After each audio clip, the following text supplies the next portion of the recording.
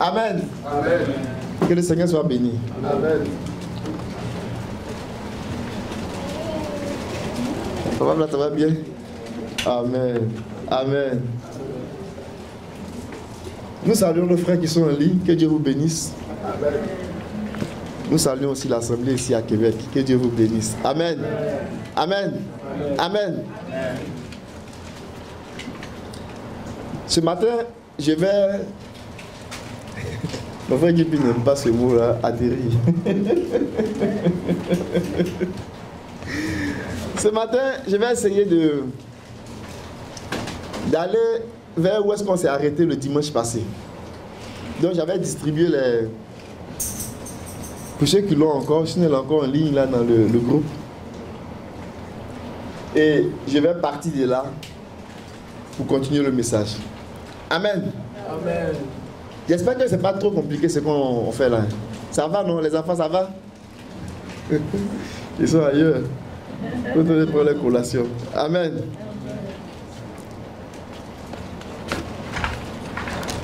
Je rappelle le fardeau de ce message-là. Amen.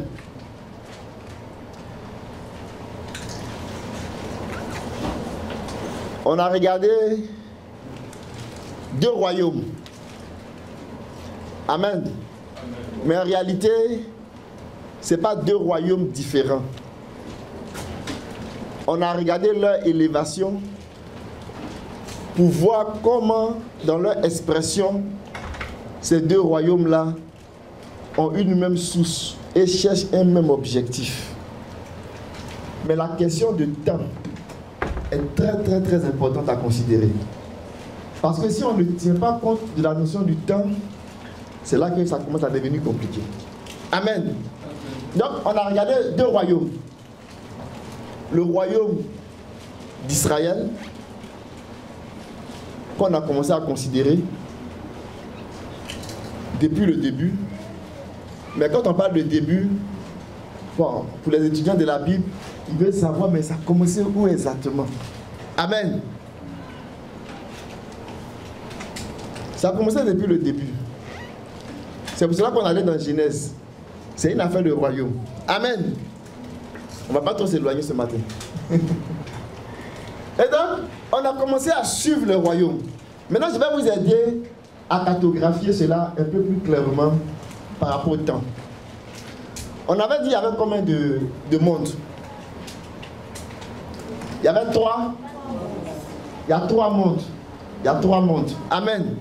C'est-à-dire que quand le Seigneur commence son œuvre, jusqu'à ce qu'il achève son œuvre, il a classé tout ça dans 3 mondes. Il n'aura pas un 4e monde. Après la fin du 3e monde, ça sera la conclusion de toutes choses par rapport au travail de la rédemption. Amen. Et le premier monde, c'était le monde d'alors. Donc, avant, jusqu'au déluge. Amen. Et à chaque fin de monde, Dieu va utiliser un peuple pour continuer l'autre monde. Vous me suivez?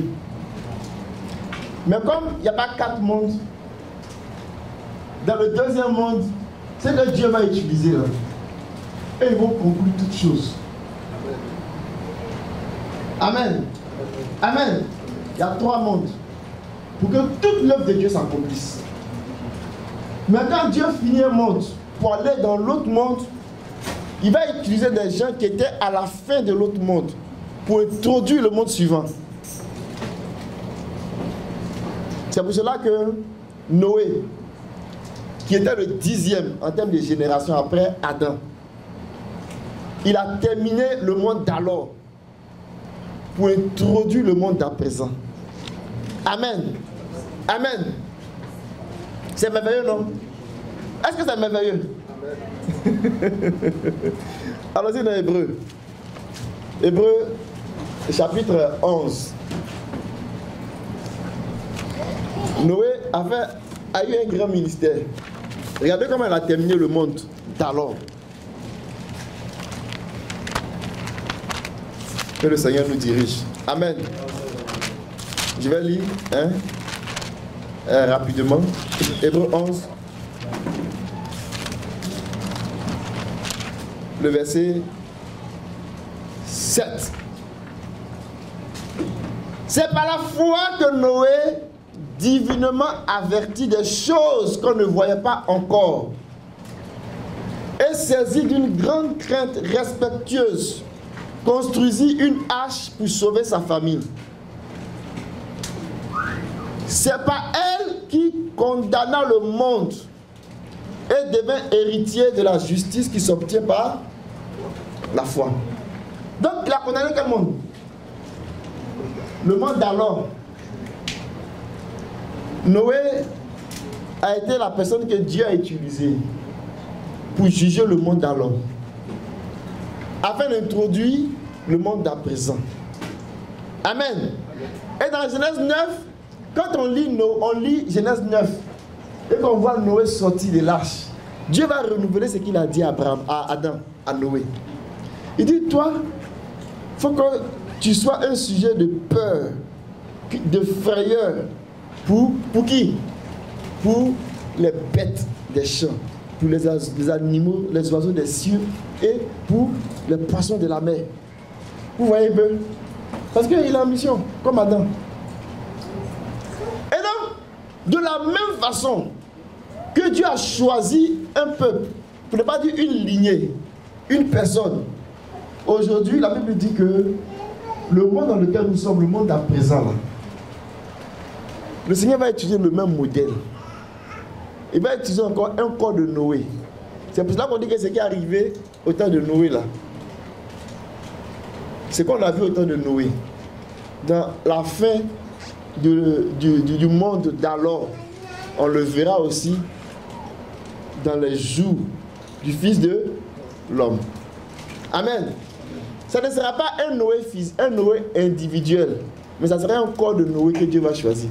Parce que Dieu a toujours besoin de Noé pour conclure le monde. Amen. Alléluia. Alléluia. Et donc, il y a un corps de Noé que Dieu va susciter pour mettre fin au monde d'à présent. Vous me suivez? Amen.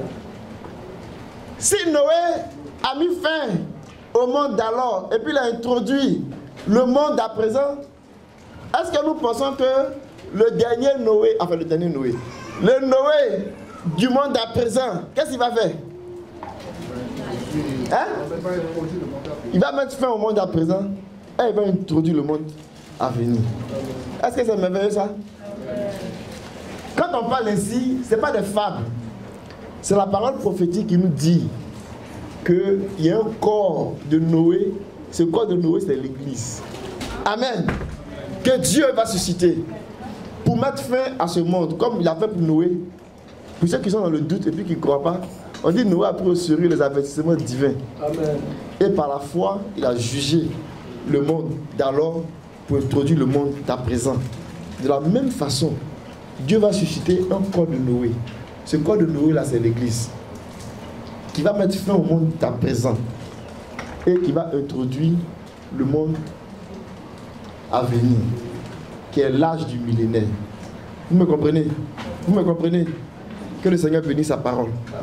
Et donc, dans le monde d'à présent, quand Dieu avait commencé à regarder le monde d'à présent, c'est là qu'il a commencé à susciter les royaumes de façon visible, de façon terrestre. Est-ce que vous me comprenez? Et quand il a commencé à observer les lignées, il est tombé sur Abraham. Il dit, ah, j'ai trouvé quelqu'un. Et c'est à partir d'Abraham, il a commencé à introduire la notion de nation, de grande nation. Amen.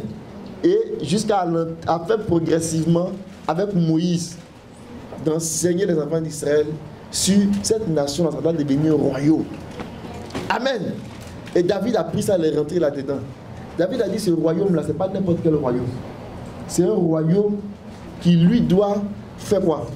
Il doit jouer le rôle de Lévi. Amen. Il doit enseigner toute la terre, comment on adore Dieu, comment on connaît Dieu. Amen. Et rentrer pleinement dans les plans de Dieu. Donc, dans le monde à présent, c'est là qu'on voit le royaume. Les royaumes vont commencer à s'élever. Il y a 3 âges dans le monde à présent. Dans le premier âge du monde à présent, C'est là qu'on voit, le royaume, on va dire, des patriarches. Mais ça commence un peu timidement. Ce n'est pas encore très fort. C'est une personne qui se lève là, hein, il fait un petit campement, il met sa foi en Dieu, il espère dans la promesse, mais ce n'est pas encore bien. Le Seigneur a dit à Abraham, vous n'êtes pas suffisamment puissant pour pouvoir rentrer en possession de tout ce territoire-là. Mais je te le donne. Ta descendance sera esclave en Égypte. Quand ils vont revenir, ils seront puissants. Amen. Et ils sont revenus avec Moïse. Et donc, on est rentré dans l'âge de la loi, de façon concrète. Et c'est dans cet âge de la loi-là, les promesses qui ont été faites à Israël, vous dites que vous allez quitter l'Égypte pour aller vous installer dans un pays. Et vous allez commencer à régner comme des rois. Cette prophétie a été déjà dit à Abraham. On a dit que de Sarah sortira quoi? Un peuple de rois. Amen. Donc, il savait que c'était un peu particulier, que Dieu allait bénir.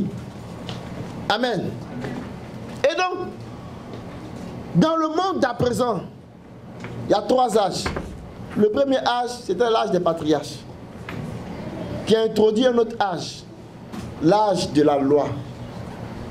On va dire l'âge de l'ancienne alliance, mais l'âge de la loi avec Moïse. Et dans cet âge de la loi avec Moïse, là, le royaume s'est élevé encore à un niveau. Amen. Amen. Déjà quand il quittait l'Égypte, dans le désert, et qu'il devait rentrer dans le pays, les gens les craignaient déjà. On dit, mais quel est ce peuple qui arrive là? Il fait peur. Mais il n'avait pas encore atteint son royaume dans sa puissance. Quand David est venu au pouvoir, Amen.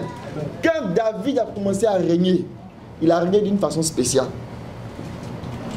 Tellement spéciale que les choses que Moïse avait dites qui n'étaient pas claires, il est rentré là-dedans et il a élevé le royaume à un niveau très glorieux.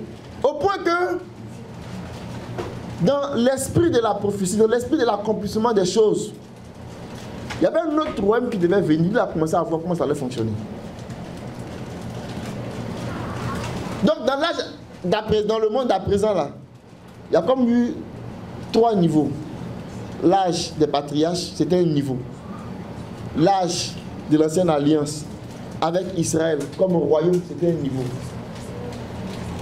Ils sont rentrés à un niveau très élevé. Mais parce qu'ils ont péché, parce qu'ils ont déconné, Dieu a suscité un dernier royaume dans cet âge-là. Amen. Amen. Et ce royaume-là, c'est lui qu'on appelle le royaume des cieux. C'est lui qu'on appelle le royaume de Christ. C'est lui qu'on appelle l'Église. Amen. Amen. Et donc, quand on regarde ce royaume-là, on voit différentes élévations. Mais on s'élève pour aller où? Amen. Ces différentes élévations-là s'élèvent pour aller où? C'est là qu'il faut connecter ces élévations-là avec le plan de Dieu. Avec l'œuvre de la rédemption. Amen. Il ne faut pas que ce soit déconnecté. Quand on dit il s'élève là, il s'élève pour accomplir tout le projet de Dieu. Et donc, quand on dit que le fardeau de ce message-là, ça consiste en quoi?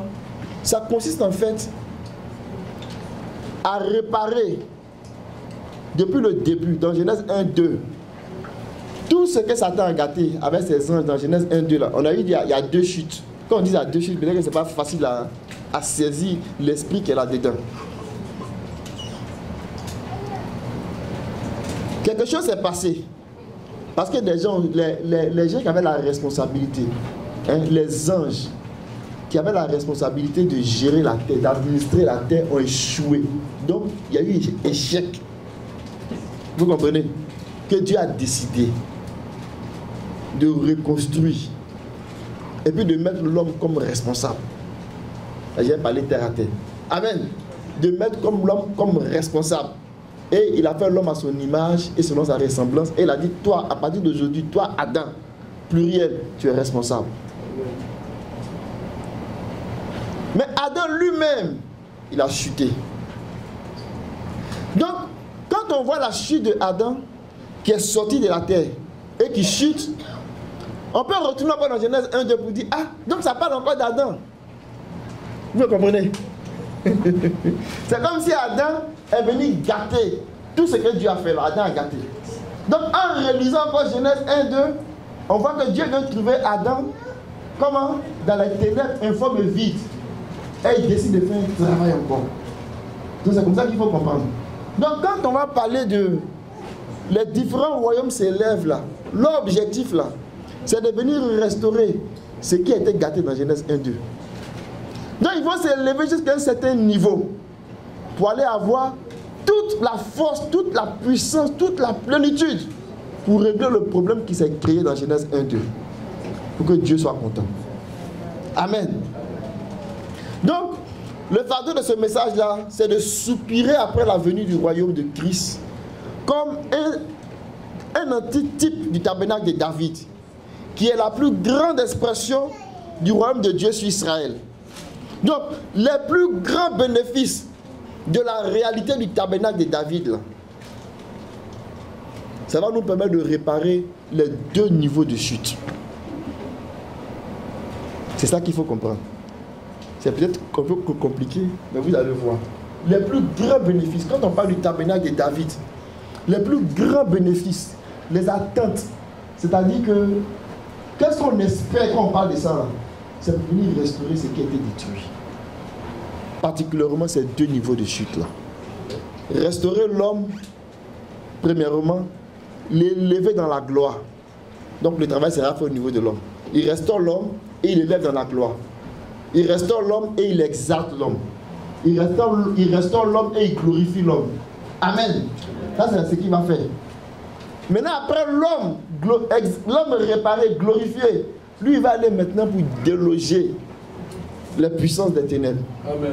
Et ce travail-là va se faire pendant la période de 1000 ans, les milléniums, pendant l'âge à venir. De manière à ce que toute la race humaine et le monde entier, la création entière, soit débarrassée des puissances des ténèbres. Amen. Ça, c'est une grande responsabilité. Et la réalité du tabernacle de David, là, ça nous permet de régler cette situation. Donc, ce n'est pas une petite affaire quand on parle du tabernacle de David. Amen. Ce n'est pas juste pour dire que le tabernacle de David, ça nous fait chanter. C'est plus que ça. Amen. Amen. Et donc, on a regardé Exode. Exode, peut-être parce que je n'ai pas dit Genèse. Exode 19, le verset 5 à 6. Amen. Tu peux lire ça pour nous. On va prendre la pensée ici, puis on va continuer. Exode 19, 5 à 6. Oui. Maintenant, si vous écoutez ma voix et si vous gardez mon alliance, vous m'appartiendrez entre tous les peuples, car toute la terre est à moi. Vous serez pour moi un royaume de sacrificateurs et une nation sainte. Voilà les paroles que tu diras aux enfants d'Israël. Amen. Généralement, quand on lit les Écritures, comme le frère Aramé me disait tantôt, que Dieu fasse qu'il comprenne toutes les Écritures. En commençant par Moïse. Quand on dit en commençant par Moïse, en commençant par la Genèse. C'est Moïse qui écrit la Genèse. En commençant par Moïse, par les prophètes et les psaumes, on veut connaître exactement ce qui est dit au sujet du Seigneur. Amen. Et quand le Seigneur a commencé à enseigner cela, il a dit tout vrai scribe. Un vrai scribe, c'est un scribe qui est comme Esdras.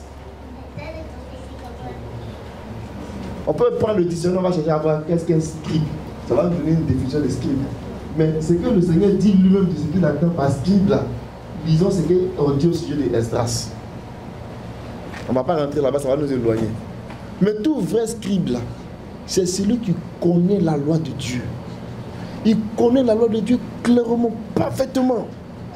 Donc le Seigneur a dit que tout vrai scribe là, il est capable de regarder les choses nouvelles et puis les choses anciennes. Et puis de faire les liens. Pourquoi j'ai dit ça? On a lu ce verset là, dans Exode 19, verset 5 à 6.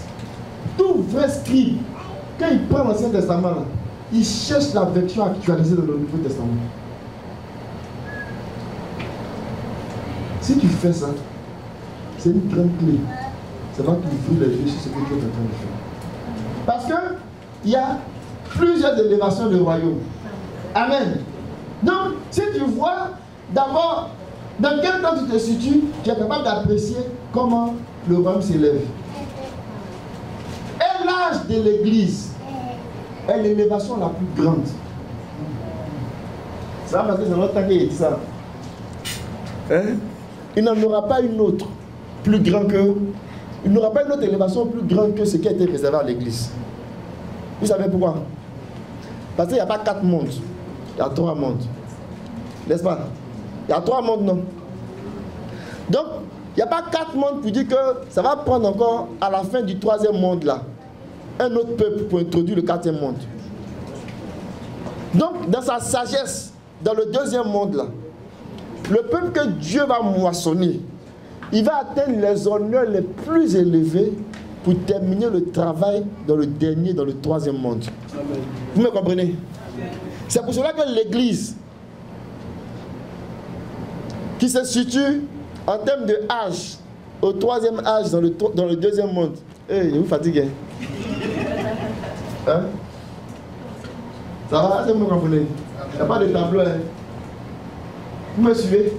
Il y a 3 mondes. Dans le 2e monde là. Dans les 3 mondes là. Dans le 1er monde, il y a un seul âge. Il y a fait ça seul. Dans le dernier monde, il y a un seul âge. Donc ça c'est facile. Monde égale à âge. Pour le 1er monde et pour le 3e monde. Hein? Au total, là, il y a 5 âges. Mais il y a 3 mondes. Dans le 1er monde, il y a un seul âge. Dans le dernier monde, qu'on appelle l'âge à venir, il y a un seul âge, un seul monde. C'est facile, non? Dans le monde d'à présent, il y a 3 âges. 3 âges. Amen. Il y a l'âge des patriarches. Quand on commence à parler de Noé, d'Abraham et tout ça, jusqu'à quand on arrive à l'époque de Moïse, ça s'arrête là. Parce que Dieu va faire une nouvelle chose. Il va susciter un peu plus nombreux pour aller pour les produire à Canaan. Donc au moment où il suscite de Moïse, jusqu'à ce que ce peuple devienne un royaume, et puis commence à exercer l'influence sur les autres peuples. Là maintenant on rentre dans le 2e âge du 2e monde, du monde d'à présent. Amen. Mais ils ont échoué dans la mission que Dieu leur a confiée. C'est pour cela que le Seigneur dit que je vais vous arracher. D'abord, il a commencé depuis l'Ancien Testament, il a commencé à arracher le trône. Il a dit, vous n'êtes plus digne de moi. Pourquoi? Parce que, on va lire ça dans un Chronique. Un Chronique, on a déjà lu ça plusieurs fois. Un Chronique 28.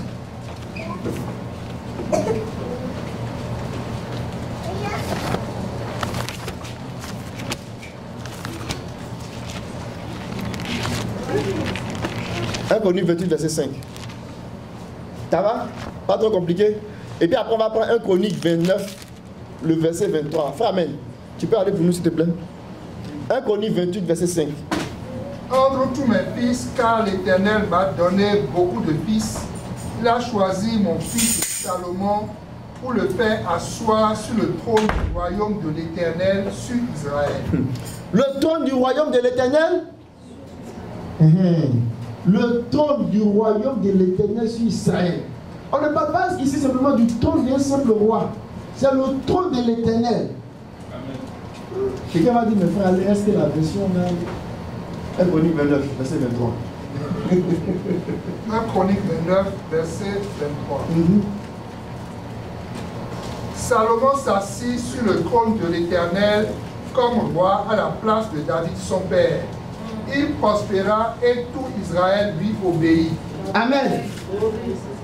Il est assis sur le trône de l'Éternel.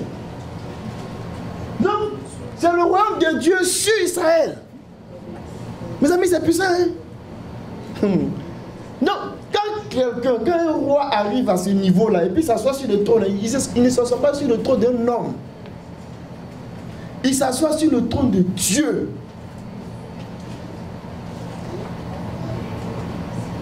Donc on dit dans ces élévations, dans les élévations de ce royaume-là, vous vous imaginez comment le royaume s'élève jusqu'à devenir le trône de Dieu. On n'a pas dit ça pour n'importe quel roi. Hein? On n'a pas dit ça de Saül. À un moment donné, le trône du royaume d'Israël est devenu le trône de Dieu. Donc quand quelqu'un vient là-dessus, là, c'est pas juste une affaire, mon papa est mort, ici il est devenu un roi. Hein? C'est pas juste une affaire pour dire à quelqu'un vous dit non, quand ton papa est mort, viens prendre sa place. Non. Quand un roi venait s'asseoir là, il venait s'asseoir sur le trône de l'Éternel. Pourquoi? Parce que l'Éternel avait quelque chose dans la tête. Pour lui là, il doit gagner toute la terre à travers le royaume d'Israël. Mais il a échoué. C'est pour cela que Dieu a suscité un troisième royaume et un dernier royaume, un l'âge d'à présent, qui est l'Église. Et Dieu va élever ce royaume-là. Pour ne pas dire que Dieu l'a élevé, et Dieu va continuer de l'élever jusqu'à l'accomplissement de toutes choses, pour que ce royaume-là rentre dans les honneurs de gloire les plus élevés. Pour faire quoi? Pour pouvoir continuer le travail dans l'âge à venir. On parlait des sacrificateurs ce matin. On parlait des Lévites. Et on a dit que sa fonction, c'est de pouvoir enseigner le peuple clairement et de pouvoir aussi brûler les parfums dans les narines du Seigneur. Mais justement, dans l'âge de l'Église, là, Dieu est en train de préparer un peuple de sacrificateurs qui sera à la fois sacrificateur et roi, pour que ceux-là, ils atteignent un niveau où ils ne sont pas infaillibles, ils ne sont plus infaillibles. Quand on dit qu'ils sont plus infaillibles, ça veut dire que même la mort même ne peut plus les toucher. Amen. Et ces rois-là, et sacrificateurs-là, ils vont devenir infaillibles. Ils vont rentrer dans ce statut où ils ne peuvent pas mourir. Ils pourront exercer leur ministère pleinement. Et c'est pour cela que, quand on va dans l'Apocalypse chapitre 20, on nous parle des sacrificateurs et rois. On dit qu'ils vont régner. Ils sont devenus des sacrificateurs de Dieu et ils vont régner pendant 1000 ans avec Christ. Pour faire quoi? Pour instruire le reste des hommes. Donc l'âge de l'Église, c'est un temps où Dieu prépare le royaume et il élève le royaume à un niveau qui est tel que ce royaume-là puisse rentrer dans toutes les volontés, dans tous les accomplissements de ce que Dieu a prévu depuis le début. Amen. Je vous ai perdu un peu en m'éloignant quand le frère Amen lisait Exode. Et que j'ai dit qu'avec Esdras, comme un vrai livre, il faut qu'on soit capable de voir dans le Nouveau Testament. C'est quand on lit quelque chose dans l'Ancien Testament, c'est quoi sa version actualisée dans le Nouveau Testament. Quand on fait cet exercice-là, mes amis, on est solide dans la compréhension des choses de Dieu. On est solide dans le projet de Dieu. Et pour ne pas qu'on se perde et qu'on s'égare dans tous les sens, il nous a donné un fil, un vecteur directeur. Ce vecteur directeur-là, c'est la personne du Seigneur. Donc quand tu lis et que tu cherches le Seigneur, à la fois dans l'ancien et dans le nouveau, tu ne peux pas t'égarer. C'est pour ça que quand il a enseigné ses disciples, il a dit, les prophètes et la loi ont dit beaucoup de choses. Mais tout ce qui se rapporte à moi, là, je vais vous enseigner ça. Pour que vous puissiez garder le focus. C'est ça qu'on appelle l'esprit de la prophétie. C'est le témoignage de Jésus. Amen. Amen. Donc, allons-y maintenant. Ce qu'on a lu ici, là, il y a deux idées, il y a deux pensées que je vais faire ressortir dans Exode, chapitre 19. Le Seigneur dit qu'on avait la version anglaise. Hein? Est-ce que tu as ça? King James anglais, là, avec français? C'est ça, là. Tu peux faire ça pour nous? Regardez bien, écoutez bien. Exode 19, versets 5 à 6. Maintenant donc, si vous obéissez à bon escient à ma voix, et si vous gardez mon alliance, alors vous me serez un trésor à part au-dessus de tous les peuples. C'est bon. Il y a beaucoup de choses qui sont dites ici, mais il y a deux choses qui peuvent ressortir. Vous serez pas pour moi un trésor. Première chose que je peux ressortir. Au-dessus de tous les autres peuples. Il y a deux places ici. Dieu veut faire d'Israël un trésor, son trésor à lui. Numéro 1. Numéro 2, ce trésor-là, Dieu veut le mettre au-dessus de tous les peuples. Si on est dans le deuxième âge, cette parole-là, c'est que ça veut dire. Ça veut dire que les Juifs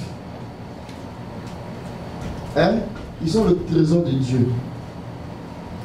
Au-dessus de tous les autres peuples. Et puis ils ont raison de dire ça. Si et seulement si. Si et seulement si on est dans le deuxième âge, ce qu'ils disent là, ils ont raison. Parce que c'est écrit.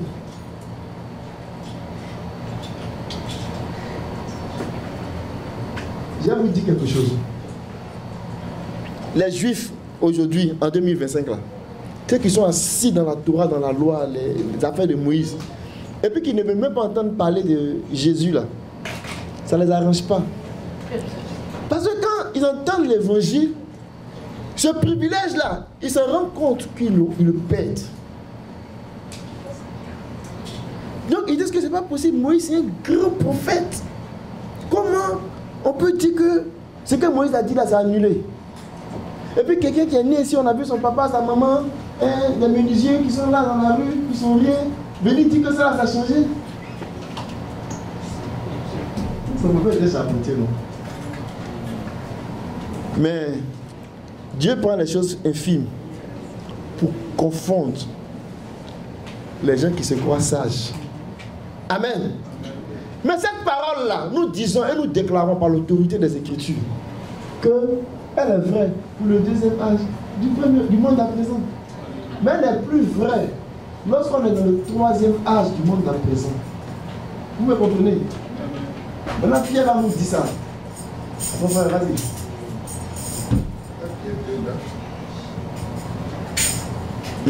Pierre 2, Oui, oui.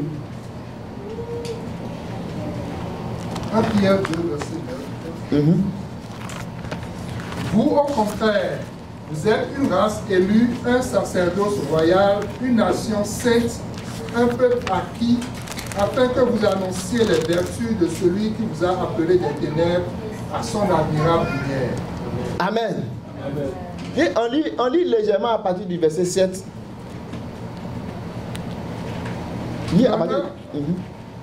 L'honneur est donc pour vous qui croyez, mais pour les incrédules, la pierre qu'ont rejetée ceux qui bâtissaient est devenue la principale de l'homme, et une pierre d'achoppement et un rocher de scandale, qui s'y heurtent pour n'avoir pas cru à la parole, et c'est à cela qu'ils sont destinés. Vous, au contraire, vous êtes une race élue, un sacerdoce royal, une nation sainte, un peuple acquis, afin que vous annonciez les vertus de celui qui vous a appelé des ténèbres à son admirable lumière. Amen. Vous voyez ici, on nous parle de la pierre, qui est la pierre, la principale des langues, qui a été fait quoi? Qui a été rejetée.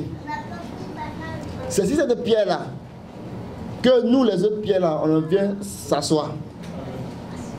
Et puis on dit de ceux-là, de nous-là, alléluia, que nous sommes une race élue.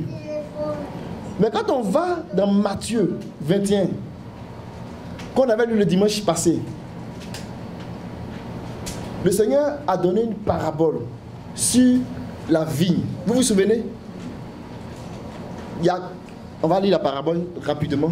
Ça va permettre de clarifier les choses. Frère Amen, tu peux lire la parabole à partir du verset 33. Suivez-moi très bien. Je vais faire le lien avec 2 Pierre et vous allez voir en quoi est-ce que si on actualise Exode 19, 5 là, ça ne parle plus d'Israël, de la chair seulement. Mais ça parle de notre Israël qui inclut à la fois les juifs et les non-juifs, mais qui vont accepter le message de Jésus. Amen. Vas-y mon frère. Écoutez une autre parabole. Il y avait un homme, maître de maison, qui planta une vigne. Il l'entoura d'une haie, il creusa un pressoir et bâtit une tour. Ça nous rappelle Ésaïe. Il dit qu'Israël est la vigne du Seigneur. Amen. Donc c'est la même chose que le Seigneur est en train de reprendre ici. Mais va le plus loin. Vas-y. Puis il la ferma à des vignerons et quitta le pays. Lorsque le temps de la récolte fut arrivé, il envoya ses serviteurs vers les vignerons pour recevoir le produit de sa vigne. Les vignerons s'étant saisis de ses serviteurs, battirent l'un, tuèrent l'autre et lapidaient le troisième. Il envoya encore d'autres serviteurs en plus grand nombre que les premiers, et les vignerons les traitèrent de la même manière. Enfin, il envoya vers eux son fils en disant, « Ils auront du respect pour mon fils. » Mais quand les vignerons virent le fils, il dit en eux, « Voici l'héritier, venez, tuons-le et emparons de son héritage. » Amen. Donc vous voyez ici, quand on lit comme ça, le Seigneur il donne une parabole, mais on est capable de localiser les événements historiques par rapport à cette parabole-là. Quand il vient, il dit maintenant, quand on dit voici le fils, il était en train de dire que lui, Jésus, là, il est arrivé maintenant. Vous comprenez, non? Eux, ils vont comprendre ça. Vas-y.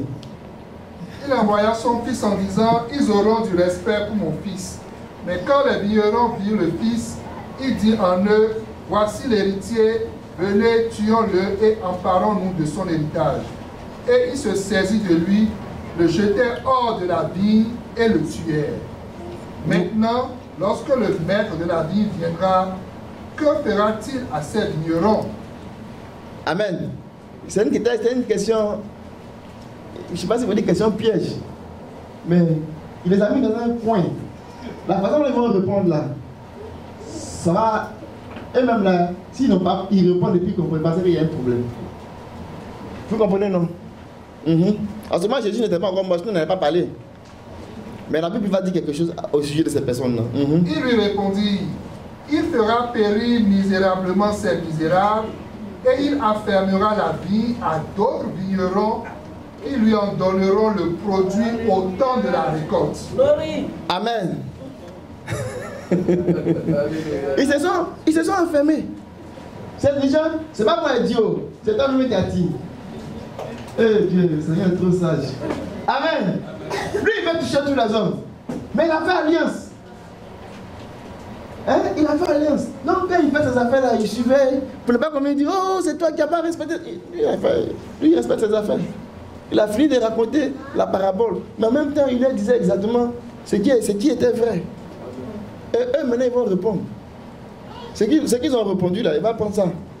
Jésus leur dit, n'avez-vous jamais lu dans les Écritures, la pierre qu'ont rejetée ceux qui bâtissaient est devenue la principale des langues? C'est du Seigneur que cela est venu. Et c'est un prodige à nos yeux. C'est pourquoi je vous dis, le royaume de Dieu vous sera enlevé et sera donné à une nation qui en rendra les fruits. Donc le Seigneur a parlé et il est en train de dire que le troisième âge du deuxième monde, le royaume sera donné à une autre nation. Amen. Cette nation-là, est-ce que c'est la nation d'Israël dans la chair? Est-ce que c'est seulement tous les gentils? Non. C'est à la fois les juifs dans la chair et les gentils dans la chair qui vont faire l'expérience de la nouvelle naissance dans les cieux. Alléluia. Et qui vont appartenir à une nouvelle nation céleste qui n'est plus terrestre. C'est pour cela qu'on a dit que Jean-Baptiste, il était grand parmi tous ceux qui sont nés des femmes. Mais le plus petit qui appartient à cette nation-là, à ce royaume-là, il est plus grand que Jean-Baptiste. Parce qu'il vient du ciel. Alléluia. Alléluia. Que le nom du Seigneur soit béni. Amen. Donc, on a lu ce que Genèse, Exode a dit. On allait voir la version actualisée dans le Nouveau Testament. On voit que Dieu veut un royaume. Il dit le royaume vous sera enlevé pour être donné à une autre nation. C'est une nation qui porte le royaume. Amen. Mais pas n'importe quelle nation. Une nation sainte. Une nation consacrée. Une nation qui est mise à part. Une nation qui est dédiée. Qui peut porter le royaume. C'est pour ça qu'Ézéchiel a dit, quand vous êtes devenu une nation, et que vous êtes devenu maintenant digne de la royauté, le Seigneur vous a confié le royaume. Donc une chose, c'est d'être une nation, encore plus une nation sainte. Mais une autre chose, c'est d'être capable de porter la royauté. Alléluia. Et la royauté que cette nation porte là, c'est le royaume de Dieu. Et David avait compris ça. C'est pour cela que son trône était le trône de l'Éternel. Alléluia. Amen. Alléluia. Et il a introduit Salomon là-dedans. Et tout ce que David a fait, Dieu a permis que David ne soit pas le roi qui allait mourir et puis n'allait pas voir ce qui se passe. Ses deux yeux étaient là quand Salomon est monté sur le trône. Pour s'assurer que ce que lui a commencé là, Salomon allait faire. Alléluia. Amen. Ah, les autres, c'est quand il meurt, on met un autre. Mais là, Dieu a permis que David lui-même soit là. Pour que Salomon rentre dans l'expression du tabernacle de David, dans sa force et dans sa puissance. Mais qu'est-ce que ça lui a apporté? Qu'est-ce que ça lui a donné comme bénéfice? Ça fait que Salomon, il est rentré dans le tabernacle, il s'est assis dans le tabernacle de David, dans sa force et dans sa puissance. Il n'a pas fait la guerre pendant 40 ans. Est-ce qu'on peut s'imaginer la puissance du tabernacle de David? Il n'a pas fait la guerre pendant 40 ans. Et David lui-même, la Bible dit qu'il a détruit, il a combattu, Dieu l'a délivré de tous ses ennemis. Amen. Ça, c'est la puissance du tabernacle de David. Amen. Oh, que l'église de Québec puisse rentrer dans les réalités du tabernacle de David. Amen. Où nous détruisons tous nos ennemis, sans exception. Frère Alento aussi, c'est possible. C'est la parole qui dit, c'est pas nous. Amen. David est rentré là-dedans. Est-ce qu'il a mené des guerres? Oui. Est-ce qu'il a mené des guerres terribles? Oui. Est-ce qu'il a mené des combats difficiles? Oui. Durant toute sa vie, même dans sa vieillesse. À un moment donné, même il était fatigué, même dans certains combats. On allait le cacher, on dit, toi si tu t'en vas là, c'est pas bon. Mais à la fin de la journée, quand David attend le bilan, il dit, tu m'as délivré de tous mes ennemis. Amen. Alléluia. Amen. Alléluia. Parce que il y avait quelque chose qui faisait la force du tabernacle de David. Et Salomon est rentré là-dedans. Un seul jour, il n'a pas fait de guerre pendant 40 ans. Il n'a pas levé l'épée. Plus que ça, il était comme la sagesse qui enseignait le monde. Les gens venaient chez lui, quittaient ailleurs, très loin, pour venir l'entendre. Ce sont les effets du tabernacle de David. Alléluia. Alléluia. C'était glorieux. Et même quand il venait l'entendre pour un témoignage, il vient leur dire même, oh, on voit que le Seigneur t'a fait asseoir sur son trône. C'est ce que la reine de Séba a dit. 2 Chroniques 9, verset 8. Le tabernacle de David là, quand tu rentres dans cette réalité, tu deviens le peuple, le trésor de Dieu, numéro 1. Numéro 2, Dieu t'établit au-dessus des autres peuples. Mais le fait que tu sois au-dessus des autres peuples là, ça veut dire quoi? Ça veut dire que tu rentres sans partage. Quand tu es en train d'assujettir, comme on l'a vu le dimanche passé, il y a un défi. Il y a un défi où tu fais face à des défis. Tu ne peux pas avoir de la résistance quand tu es en train d'assujettir. Mais quand tu domines, il n'y a plus d'assujetti, il n'y a plus de résistance. David, il avait la résistance. Donc il a assujetti. Hein? Ça l'a fatigué beaucoup. Il a mené beaucoup de combats. Les veillées, les jeûnes, les prières. Hein? Il était beaucoup fatigué.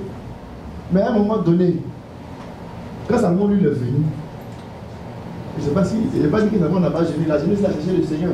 Mais prophétiquement parlant, Salomon lui est rentré dans la phase où il n'y avait plus de défis. Et lui-même a rendu témoignage. Il dit plus de calamité, plus d'adversité. Non seulement les gens venaient l'écouter, les gens venaient lui payer des tributs.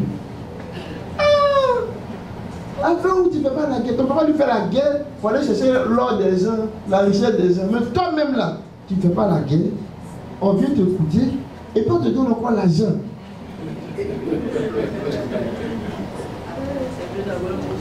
Alléluia. Mais Dieu faisait ça pour un but, pour la moisson du monde. Pour que Israël ne manque de rien. Et que Israël ait toutes les ressources pour la conquête du monde.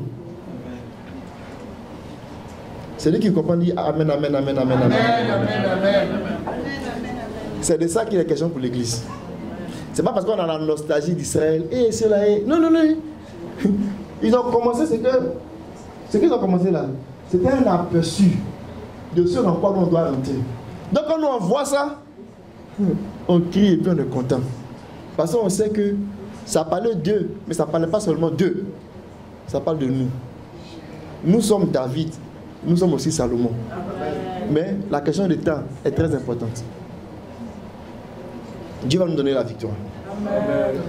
Le temps de Salomon, prophétiquement parlant, il ne faut pas que la parole soit parabole. Hein? Mais quand on dit nous sommes David et nous sommes Salomon, c'est vrai, c'est vrai, vrai. Si on prend la notion de temps, quand on va commencer à exercer comme Salomon, ça sera l'âge du millénium. Il n'y a pas un seul ennemi qui va nous résister. Parce que le plus grand et le dernier ennemi lui-même là, il sera déjà englouti par la résurrection. Amen. Donc il n'y aura pas d'ennemi. Et l'exercice de la fonction sacerdotale, et j'avais même de dire royale et sacerdotale, va se faire sans perte. Ça veut dire quoi? Ça veut dire que tout ce que Dieu veut faire là, on reçoit ça et on transmet ça. Amen. Sans perdre un iota. Parce qu'on est rendu à un niveau où on est capable de recevoir et puis de le transmettre. Mais quand on n'est pas encore rendu à ce niveau-là, on a des dons, on a des manifestations, des fois on a des rêves, on mélange nos rêves avec nos pensées. Et puis Dieu dit, allons-y à gauche, comme on a déjà fait 3 puissants songes, ou bien on a eu 3 révélations, on dit on c'est toujours comme ça. Et puis on apporte des choses, et puis même on peut donner ça avec des pertes. C'est parce qu'on n'a pas encore achevé notre nature en fait. Amen. Mais quand ça sera achevé, il n'y aura pas de perte. Il n'y aura pas de perte. Amen. On sera des sacrificateurs infaillibles. Alléluia. Alléluia. Mais aujourd'hui, frère Alain, en quoi ici Salomon? En quoi ici David? Alléluia. Alléluia. Nous sommes David, nous sommes Salomon. Dans le sens que on va mener des combats. Et on met des combats. Mais Dieu nous met dans des dispositions où on soit toujours vainqueur. Mais Dieu aussi va nous donner des repos, comme Salomon. Il y a des repos là, tu dois rentrer dedans. Et puis tu ne vas plus sortir. C'est comme des repos prison. Hein? C'est-à-dire que tu rentres dans ton travail et puis on te met en prison, tu ne peux plus sortir. Amen. Tu rentres dans ton mariage. Hein? Et puis tu ne sors plus. C'est pas un mariage où tu es boiteux et puis... Non, tu vas dans ton mariage. Tu es tellement au repos, tu ne peux plus sortir. C'est comme cristallisé. Amen. Amen. Donc, le Seigneur donne des repos définitifs. Mes amis, croyons-le, c'est la vérité. Il n'est pas, le Seigneur, ce n'est pas quelqu'un qui veut nous montrer les choses pour faire joli, pour nous distraire. Ce n'est pas un vendeur d'illusions. Il donne des repos. Il y a des guérisons qui sont parfaites, qui ne reviennent plus. C'est comme une prison. Dieu t'a guéri, t'es en prison dans la guérison. Amen. Alléluia. Tu ne peux plus sortir. Que nous soyons des prisonniers du Seigneur. Amen. Des captifs. Qu'il tient dans la captivité. Alléluia. Dans les bonnes choses. Amen. Amen. Et donc, ce qui faisait la force et la puissance du tabernacle de David, c'était l'adoration. Mais quand on dit l'adoration, ce n'est pas seulement la chanson. Hein? Donc, l'amour révérencieux, unique de David, pour Dieu s'est manifesté par la construction d'un tabernacle entièrement consacré à l'adoration du Dieu très haut. Cela n'avait pas été directement prévu par les écrits de Moïse, néanmoins, les principes de son enseignement le permettaient. Ceci est bien sûr confirmé par les déclarations qu'on peut voir dans certaines prophéties, tout ça. Mais on va lire un verset, vous allez voir ce qu'il veut dire. Deutéronome 12, verset 8. Il y a des choses que Moïse a dites, mais les enfants d'Israël n'étaient pas dans les conditions pour les manifester. Donc il a dit que, actuellement, vous pouvez faire ce que vous voulez. Mais attendez, quand vous allez rentrer dans le pays, là, ça sera différent. David a compris, ça allait rentrer dedans. Alléluia. Alléluia. Il est rentré dedans. Deutéronome 12, verset 8.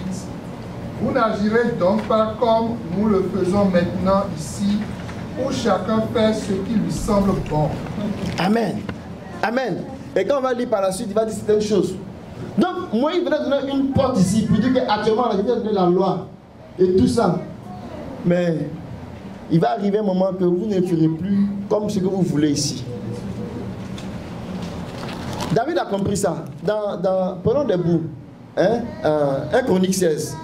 La sœur Sandra, la dernière fois, il y a 2 semaines, nous a parlé un peu du tabernacle de David. Allez, c'est pas long, c'est comme 15 minutes, quelque chose comme ça. Écoutez ça, ça fait du bien. Ça fait la connexion aussi. Par rapport à ce qu'on est en train de dire ici. David a bâti une tente. Il y avait la tente ils avaient hérité du désert là, qui se trouvait à Gabaon. Mais tout le monde ne peut pas rentrer là-bas.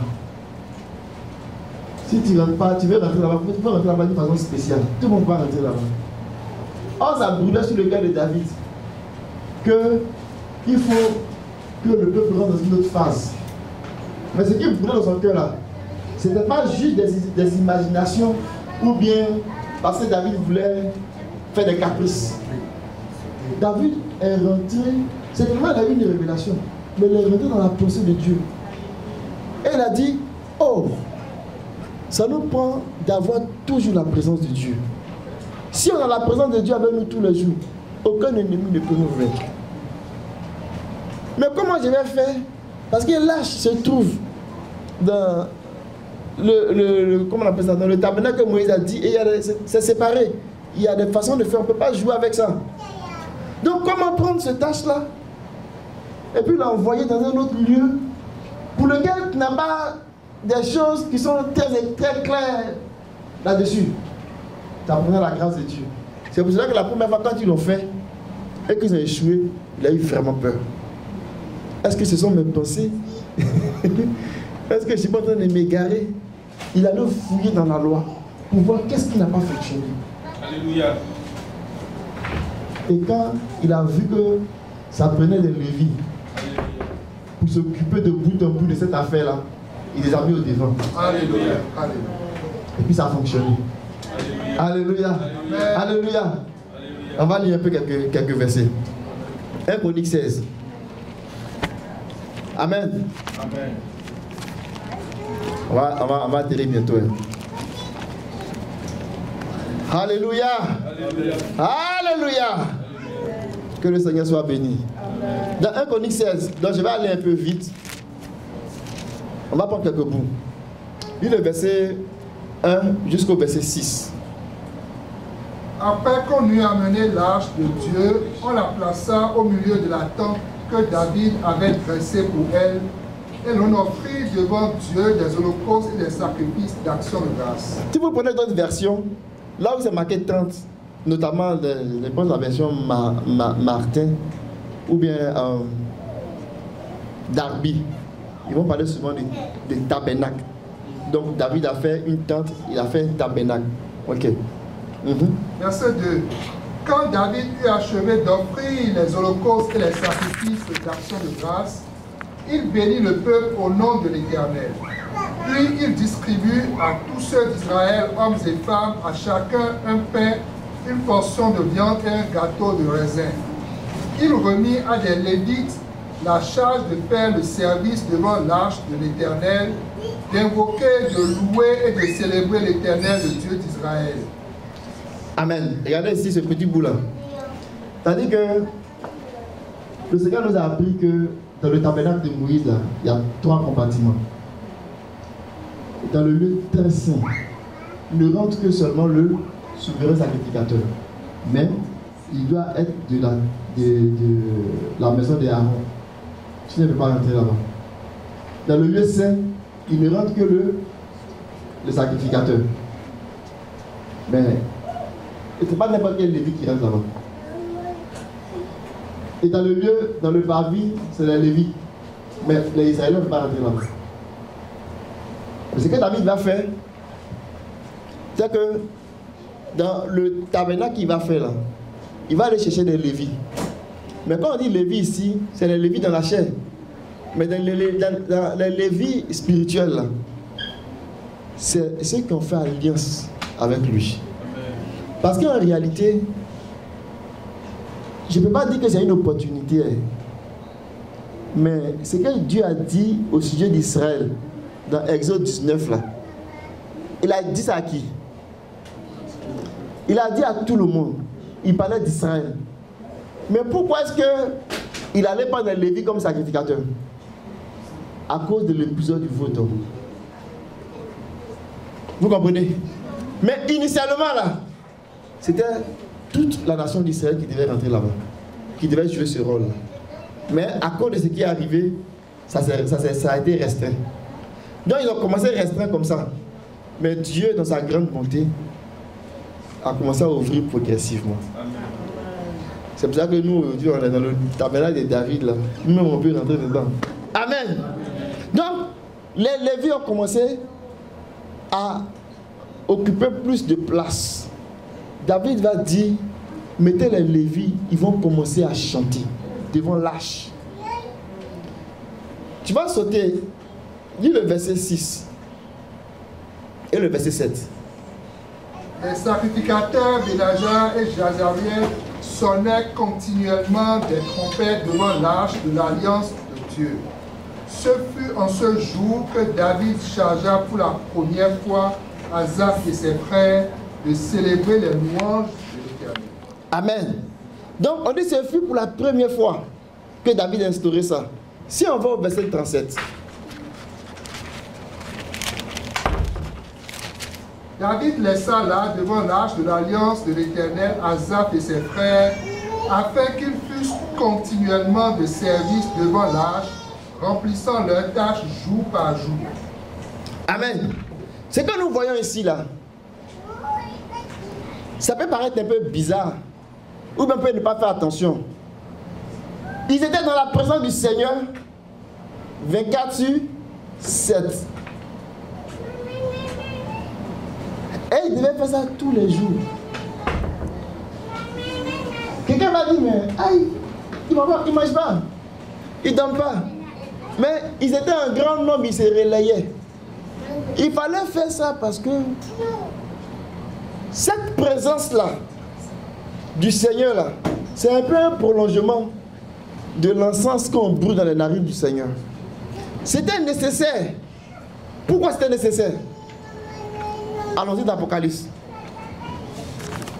Ce que David a vu là, c'est ce que Jean aussi nous montre dans l'Apocalypse chapitre 4, chapitre 5. On nous montre un peuple que Jean avait en vision, qui se tenait devant le trône de Dieu, devant la face du Seigneur continuellement. Amen. Le trône de Dieu, dans le Nouveau Testament là, quand on fait version actualisée, ou bien on fait mise à jour dans l'Ancien Testament là, c'est une expression aussi de l'arche. Donc comme vous lisez dans l'Apocalypse, et quand on parle du trône là, on est en train de parler de l'arche. Et Jean il voit le trône, il voit quelqu'un qui est assis. Mais c'est le trône de miséricorde, c'est le Seigneur qui est assis. Et il voit une multitude de personnes, des anges, des serviteurs, qui adorent sa présence continuellement. Mais où je vais vous amener particulièrement sur ce point-là, regardez dans l'Apocalypse chapitre 4. Pour montrer l'importance de cette présence continuelle qu'ils avaient dans la présence du Seigneur. Qu'est-ce qu'ils allaient chercher en fait? Alléluia. Dans Apocalypse 4, si tu lis le verset 4 et le verset 5. Autour du trône, je vis 24 trônes, et sur ces trônes, 24 vieillards assis, revêtus de vêtements blancs, et sur leur tête des couronnes d'or. Du trône sortent des éclairs, des voix et des tonnerres. Devant le trône brûlent 7 lampes ardentes, qui sont les 7 esprits de Dieu. Alléluia. Ce qui se passe ici, là, ça prend une activité pour qu'on puisse observer ça. Regardez le verset 5, on dit, du trône sortaient des éclairs, des voix, des tonnerres. Devant le trône brûlent 7 lampes ardentes, qui sont les 7 esprits de Dieu. Ce qui est en train de se produire là, il y a des actions qu'on doit faire pour entretenir ça. Regardez bien maintenant, on est dans Apocalypse chapitre 8. Lisons le verset 3 au verset 5. Et un autre ange vint et se tint sur l'autel, ayant un encensoir d'or. On lui donna beaucoup de parfums afin qu'il les offrit avec les prières de tous les saints sur l'autel d'or qui est devant le trône. La fumée des parfums monta avec les prières des saints de la main de l'ange devant Dieu. Et l'ange prit l'encensoir, le remplit du feu de l'autel et le jeta sur la terre. Et il y eut des voix, des tonnerres, des éclairs et un tremblement de terre. Amen. Dans le premier, là, dans Apocalypse 4, là, on nous dit seulement ce qui se passe. On entend des voix, des tonnerres, on voit des éclairs, mais on ne dit pas ce qui a provoqué ça. Dans Apocalypse chapitre 8 ici, il y a une activité de brûlure de parfum qui a amené, qui a révélé, qui a déclenché ces choses-là. Apocalypse chapitre 4, Apocalypse chapitre 5 nous montre en fait un aspect, pour ne pas dire la réalité du tabernacle de David, dans la présence continuelle de Dieu. Quand on adore là, c'est que ça fait. Souvenez-vous que le tabernacle de David, son rôle là, c'est de pouvoir rentrer pleinement dans la volonté de Dieu et puis d'aller régler les deux problèmes qui ont été posés dans Genèse chapitre 1 verset 2. Vous comprenez? Avec le tabernacle de David là, Dieu va détruire toute forme d'adversité, toute forme d'opposition et sa gloire va remplir la terre. Amen. David est rentré dans le secret. Et un des secrets, il a compris que c'était l'adoration permanente, continue dans la présence de Dieu, qui libère des voix, qui libère des tonnerres, qui libère des éclairs. Mais concrètement, ça veut dire quoi? Ça veut dire que quand on est dans la présence de Dieu continue, Dieu se révèle dans des prophéties. Dieu se révèle dans des paroles pour son peuple. Dieu se révèle, il dit exactement où il va. Et son peuple commence à réaliser exactement ce qui est en train de se passer. C'est pour cela que c'est dans l'adoration que les gens se sont rendus compte. Ceux qui adoraient se sont rendus compte. Ah, donc tu vas faire de nous des sacrificateurs et des rois. Alléluia. Alléluia. Alléluia. Et ils ont commencé à chanter des cantiques. Mes amis, Apocalypse chapitre 4, Apocalypse chapitre 5 là. Je vais dire deux choses et puis je vais m'arrêter. Je vois que les enfants sont fatigués, vous êtes fatigués aussi. Mais c'est là que ça devient intéressant. Alléluia. Amen. Dans Apocalypse chapitre 4 et chapitre 5 là, vous allez voir qu'on va parler de ce qui est en train de se passer là. C'est que Dieu est en train de révéler comment le tabernacle de David va nous faire rentrer dans l'accomplissement des plus grandes et des plus précieuses promesses qu'il a réservées à nous. C'est ça que ça veut dire. Pourquoi? Parce que dans Apocalypse chapitre 2, 3, il nous montre la condition de l'Église. Et il voit beaucoup d'infinités. Il fait des promesses. Il dit si tu fais ça, si tu fais ça, si tu fais ça, je vais faire ça. Si tu fais ça, je vais faire ça. Mais après, comment je fais ça? Alléluia. Comment? C'est quoi la clé? Et dans le premier tableau, il a pris Jean et il a vu la condition de l'Église. Mais dans le deuxième tableau, il dit la même voix qui parlait comme le son d'une trompette là. C'est cette même voix là qui va me dire monte ici, je vais te montrer comment tu vas traverser toutes ces plus grandes et plus précieuses promesses. Et donc quand il rentre dans la scène, on va dire dans le sanctuaire de Dieu, il voit ce qui se passe. Et le Seigneur nous montre que c'est dans cette atmosphère d'adoration continue là qu'il va progressivement révéler tout ce qui est nécessaire d'être révélé pour que on passe et qu'on rentre dans l'état de vainqueur. C'est pour cela, quand ils ont commencé à adorer, au début, on voyait quelqu'un qui est assis, on ne sait pas c'est qui. Hein? C'est comme s'ils commencent à adorer et puis le Seigneur montre une image et il dit que s'ils avaient ça à cœur, alléluia, et que ça lui tient à cœur, il va vous montrer plus de détails. Ils ont commencé à adorer, On dit après, ils voient du milieu du trône, ils voient l'agneau. Ils voient quelqu'un qui est assis sur le trône qui a un livre. Mais ils n'avaient pas vu ça dans le chapitre 4. Donc, ils n'avaient pas vu ça. Mais dans l'adoration, dans la prière, dans l'adoration, dans la prière, le Seigneur commence à clarifier les choses. Et dans le chapitre 5, celui qui est assis sur le trône là, il va voir maintenant un livre qui est dans sa main. C'est le livre de la rédemption. Pour dire comment il va nous élever dans la divinité. Comment il va nous restaurer, nous glorifier. Et faire quoi?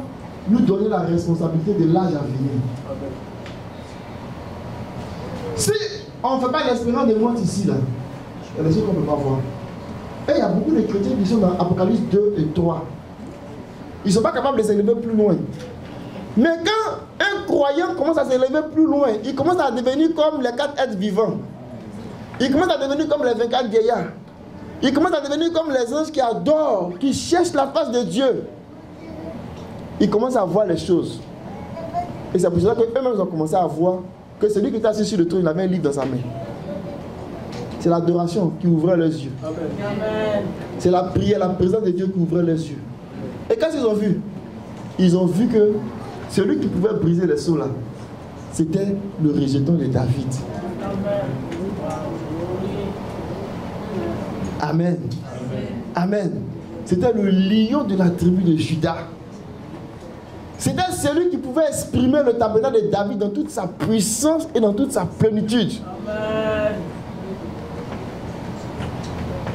Quand ils ont commencé à le voir, et le Seigneur a commencé à libérer des révélations, des visions.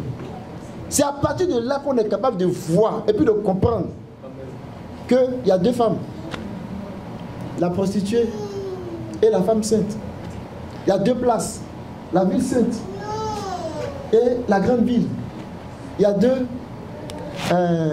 agneaux. Il y a un agneau qui est comme un dragon. Hein? Mais il y a le véritable agneau qui lui-même a ses petits agneaux sur la montagne de Sion. Ceux-là, on dit, ils ont des instruments de musique aussi. Et ils chantent 2 cantiques. Quand on arrive à l'Apocalypse chapitre 15, ils chantent le cantique de Moïse et ils chantent le cantique de l'agneau. Mais ça ne veut pas dire qu'ils sont en train de chanter pour chanter. Mais ça veut dire qu'ils sont capables de rentrer dans toute l'élévation de David, dans l'élévation du premier royaume là. Ils sont capables de rentrer dans la bénédiction. Mais ils sont capables de rentrer dans les bénédictions qui appartiennent, qui sont associées à l'élévation du royaume de Christ. Au point même qu'ils deviennent semblables à Christ lui-même. Mes amis, Apocalypse chapitre 4, chapitre 5 là. Ce sont des chapitres pivots qui viennent nous montrer comment les choses se passent.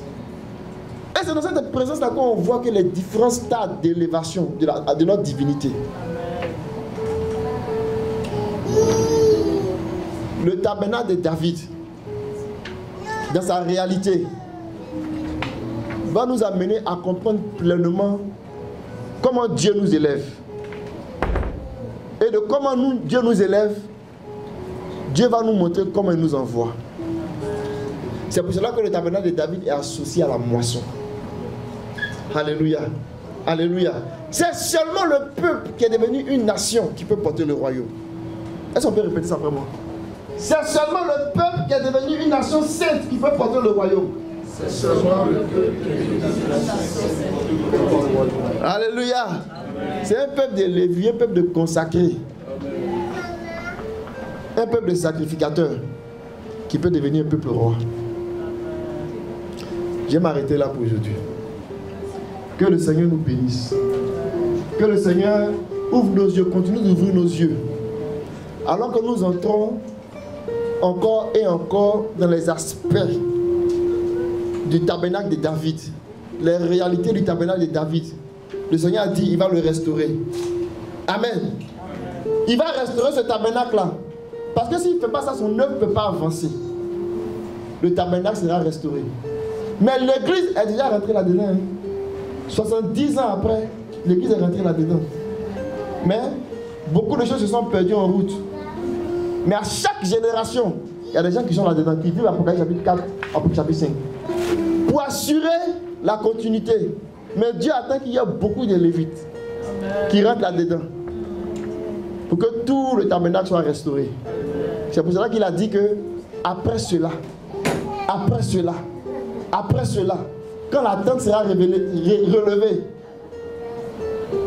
le peuple qui a son trésor là, quand il sera relevé, Dieu va l'utiliser maintenant pour aller vers les autres peuples, pour les posséder. Alléluia. On va prier le Seigneur. Je vais inviter le frère Jean-Philippe pour prier. Alléluia. Alléluia. Nous prenons la parole du Seigneur. Nous prenons la parole du Seigneur. Nous prenons la parole du Seigneur. Alléluia. Amen.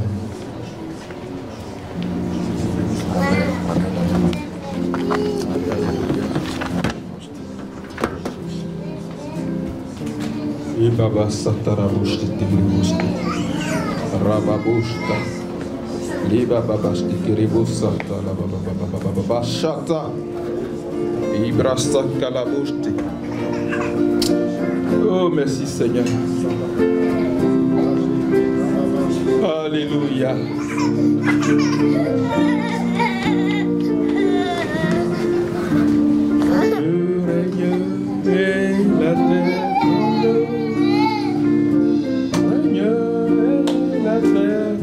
Est-ce que nous savons prendre un micro, on va chanter avant qu'on le prie? C'est Baba. Les broches ta carabost. Et Basakaya Baba. Chez Terebosta. Règne et la terre tremble. Règne et la terre tremble.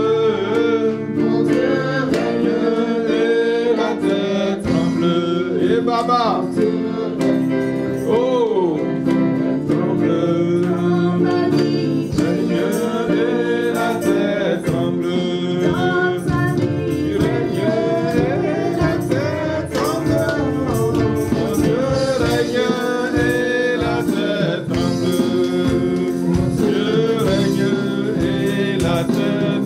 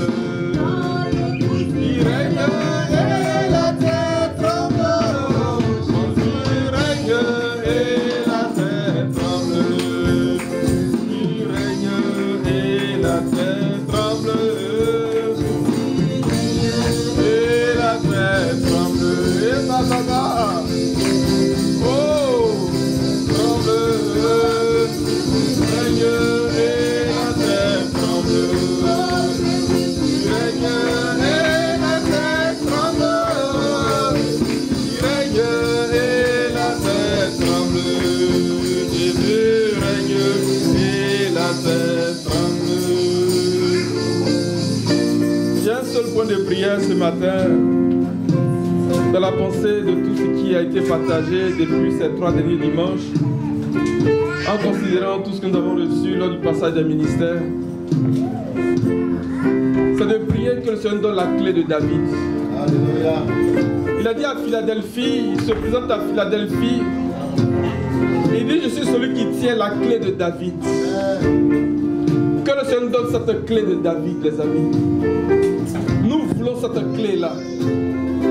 Il dit: c'est moi qui ouvre et personne ne peut fermer. Et c'est moi qui ferme et personne ne peut ouvrir. Vous dites que cette clé est un pouvoir législatif. Parce que ouvrir et fermer, c'est une façon de lier et de délier. C'est une façon de prendre des décrets. Il a donné cette autorité à l'église, comme l'a dit pendant à Pierre. Je te donne les clés du royaume. Ce que tu liras sur la terre aura été lié au ciel. Ce que tu délieras sur la terre aura été délié au ciel. Le pouvoir de légiférer. Et David a légiféré en allant chercher le tabernacle, en allant chercher l'arche de l'alliance. Ce n'était pas possible. Ce n'était pas possible que David fasse une telle chose s'il n'avait pas eu cette clé de la révélation. Il a eu vraiment une grande révélation. Amen. Alléluia. Seigneur, nous bénissons ton nom. Toi qui tiens la clé de David. Toi qui as le pouvoir d'ouvrir. Et personne ne peut fermer. Toi qui as le pouvoir de fermer. Et personne ne peut ouvrir. Alléluia.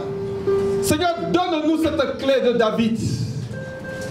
Donne-nous cette clé de la révélation des réalités spirituelles. Donne-nous cette clé de la révélation de ta présence au sanctuaire. Cette clé, notre Dieu, de l'adoration continuelle dans ta présence. Cette clé, notre Dieu, notre Père, qui nous amène à légiférer, d'être capable comme David d'aller chercher l'arche, l'alliance de l'Éternel, pour appeler ta présence au milieu du peuple, pour appeler ta gloire au milieu du peuple. Oh notre Dieu, oh notre Dieu, la Bible nous a révélé que lorsque l'arche, l'alliance de l'Éternel était au milieu du champ de bataille, la victoire était certaine. La victoire était certaine pour le peuple. La Bible nous a révélé que lorsqu'il était question de leur posséder l'héritage, de prendre possession de Jéricho, Josué a dit au peuple, suivez ceux qui portent l'arche d'alliance de l'Éternel, suivez-les de regard. Il vous montrera le chemin. Il vous montrera le chemin. Marchez après lui. Parce que c'est un chemin que vous ne connaissez pas. Nous bénissons ton nom, Seigneur. Tu nous donnes cette clé de David. Et nous travaillons, Seigneur. Et nous nous appliquons comme David. À ne point donner le sommeil à nos yeux. À ne point monter sur notre couche pour nous reposer. Tant que nous n'ayons trouvé un lieu de repos pour l'arche l'alliance de l'Éternel. Tant que nous ayons amené la présence de Dieu au milieu de nous. Parce qu'assurément, notre Dieu, tu nous donnes la domination. Tu nous donnes la domination sur tous nos ennemis. Tu nous donnes le pouvoir sur tous nos ennemis. Notre Dieu et notre Père. David s'est battu. Il s'est battu toute sa vie. Notre Dieu, pour appeler ta présence dans l'adoration, dans la louange, pour que ta gloire soit au milieu du peuple. Oh notre Dieu, d'une mer à une autre, d'un océan à un autre, David a assis sa domination. Il a assis son autorité, son règne. Oh, c'est ce que nous voulons, Seigneur. Seulement donne-nous cette clé. Cette clé pour appeler l'arche de ta présence au milieu de nous, Seigneur. Parce qu'autour du trône, la Bible dit qu'il y avait des voix, il y avait des tonnerres, des éclairs. Autour du trône, il y avait un arc-en-ciel semblable à de l'émeraude. Autour du trône, oh notre Dieu, il y avait les 24 vieillards. Autour du trône, il y avait les 4 êtres vivants. Oh notre Dieu, nous voulons cette présence. Que du milieu de nous, Seigneur, tu suscites des ministères puissants comme des chérubins. Des ministères puissants comme des séraphins. Des ministères puissants, la Bible dit que les chérubins allaient et venaient comme la foudre. Oh notre Dieu, élève-nous de cette dimension. Élève-nous de cette dimension de ton règne. Que les réalités du royaume de Christ s'expriment au milieu de nous. Avec ta force, avec ta puissance. Et qu'il n'y ait aucun ennemi. Les ennemis de notre santé soient liés. Que les ennemis de notre prospérité soient liés. Que les ennemis de notre mariage soient assujettis. qu'il soit sous notre domination. Oh, donne-nous cette clé de David. Nous voulons cette clé de David. Nous voulons cette clé, Seigneur. Cette clé qui appelle ta présence. Qui appelle ta présence. Qui appelle ta présence au milieu du peuple. Notre Dieu, David avait échoué la première fois. Donne-nous de ne pas nous reposer tant que nous n'ayons compris comment appeler ta présence. David avait compris que ça prenait des Lévites. Parce que vous n'étiez pas là. Parce que vous n'étiez pas la première fois. L'Éternel nous a frappés. Il est possible d'appeler ta présence au milieu de nous. Il est possible d'amener l'alliance de l'Éternel au milieu du peuple. Mais ça prend des Lévites. Ça prend des Lévites. Ça prend des Lévites qui viennent briser les barrières du pavé. Qui viennent briser les barrières du lieu saint.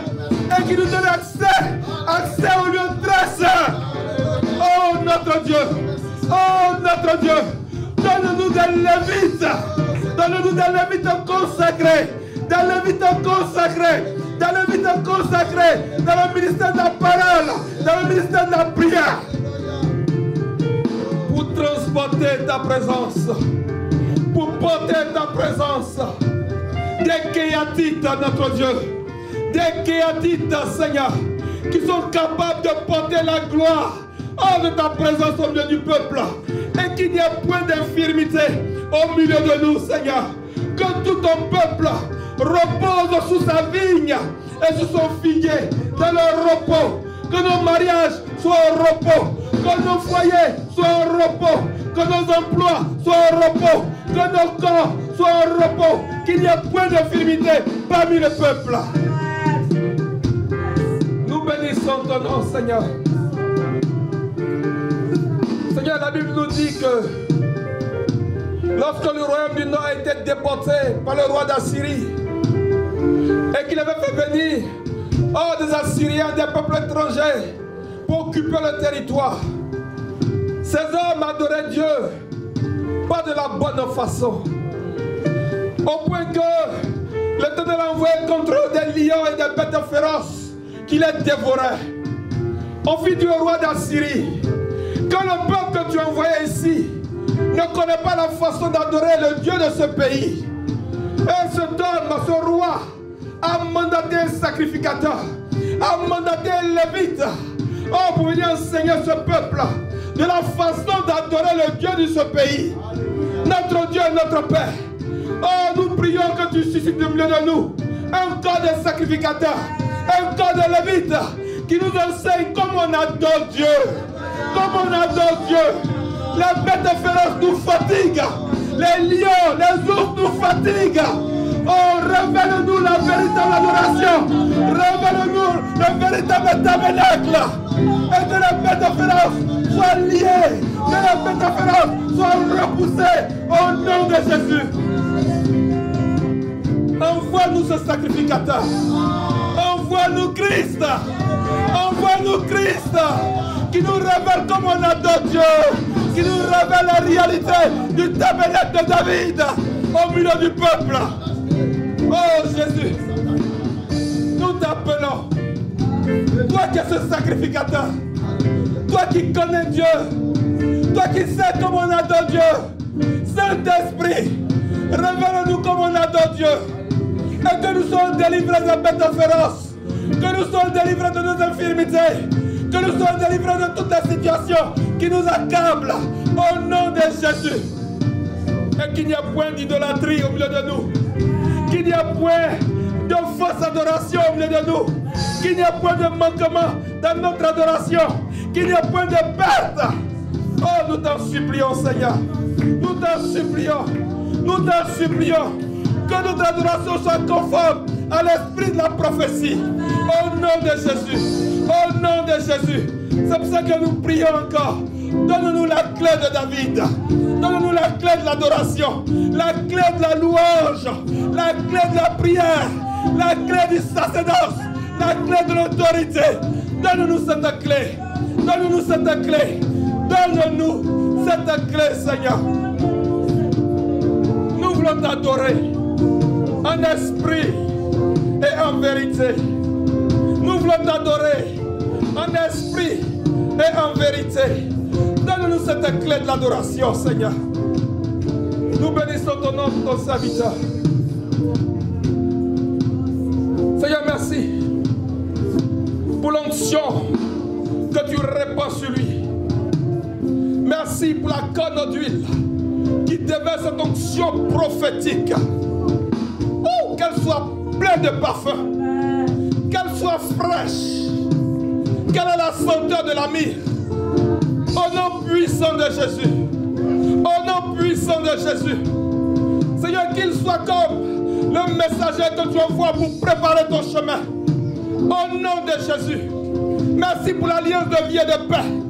Merci Seigneur, parce que notre Dieu, tu l'utilises pour détruire un grand nombre du péché, Seigneur. Pour susciter la crainte de Dieu dans le cœur du peuple. Que ton nom soit béni pour toute l'église. Seigneur, tu nous élèves, oh notre Dieu, comme Lévi qui est attaché à l'Éternel. Donne-nous de nous attacher à toi comme Lévi. Attaché à toi comme une épouse. Comme un homme est attaché à son épouse. Selon que Adam a dit, voici cette fois-ci, celle qui est os de mes os et chair de ma chair. C'est pourquoi l'homme quittera son père et sa mère et s'attachera à sa femme.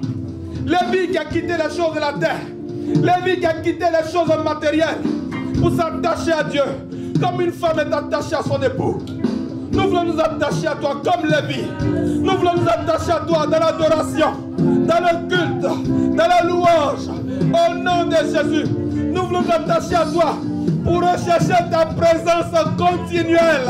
Nous voulons rechercher constamment ta présence au milieu du peuple. Au nom de Jésus. Béni sois-tu, Seigneur, pour ce matin. Alléluia. Merci pour le pain que tu as donné, comme David a donné au peuple. Merci pour cette portion de viande. Alléluia. Merci, Seigneur, pour le raisin, le vin de l'esprit que nous avons reçu. Bénis nos enfants, Seigneur. Seigneur, élève leur esprit. Qu'ils comprennent ce qui se passe. Il n'y avait pas de barrière, Seigneur. Tout le peuple avait accès à cette présence continuelle du Seigneur. Que même nos enfants, même que ceux qui sont la mamelle, aient accès à ta présence. Parce que c'est dans la bouche des enfants et des nourrissons que tu as tiré des louanges pour confondre l'ennemi. Tu tires des louanges, même de la bouche des nourrissons, même de la bouche de ceux qui sont dans la mamelle, pour célébrer ta gloire. À toi la gloire, Seigneur. À toi l'honneur. Oh Seigneur, nous avons tant reçu. Nos mots sont trop petits, nos mots sont trop faibles. Nous te disons merci de tout notre cœur. Merci d'un cœur reconnaissant. Merci d'un cœur reconnaissant. Merci d'un cœur reconnaissant pour ces grâces saintes et sûres promises à David. Les grâces de la rédemption, les grâces de la divinité, les grâces du règne. Merci Seigneur de nous les donner parce que nous avons la clé de David. À toi la gloire, à toi l'honneur, au nom puissant de Jésus. Et tout le peuple de Dieu répond Amen. Alléluia. Amen.